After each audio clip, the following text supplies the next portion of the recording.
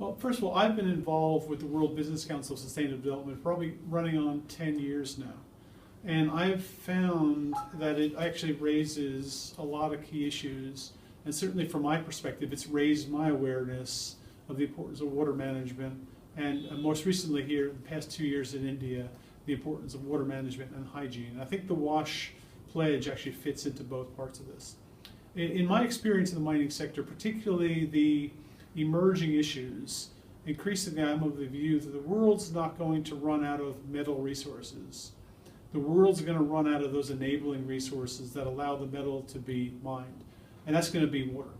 So clean water is actually going to be the limiter to our business if we don't get it right. So it's critical for us from a strategic perspective to actually have a very clear vision for our businesses and a very clear set of expectations for all of our business leaders that we look after our water, that we create a water environment that is usable both for the business, for the surrounding community, and we don't mess up the ecosystem. So it's even broader than that local community.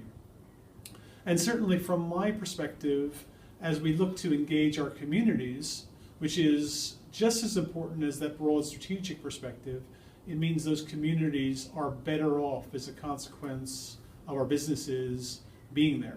And so for me, in India, where there's probably close to 500 million people, maybe even more, that don't have access to clean water and proper hygiene facilities, the least we can do is ensure that those people that work in our facilities or work around our facilities have that access to clean water, have that access to hygiene, and we set the example for others in our area, and that basically propagates itself because we have an important mandate: provide an assurance that the mining industry doesn't have a negative effect on water, and second, provide assurance that our communities have the access to clean water and proper hygiene.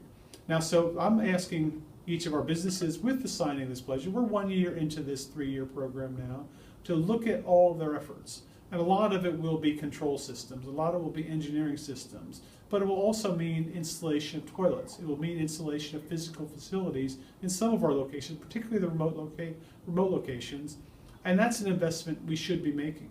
Because at the end of the day, we're only in our business if we have that license to operate, and we only get that license to operate if we're working with our communities. So from my perspective, it makes good business sense for Vedanta.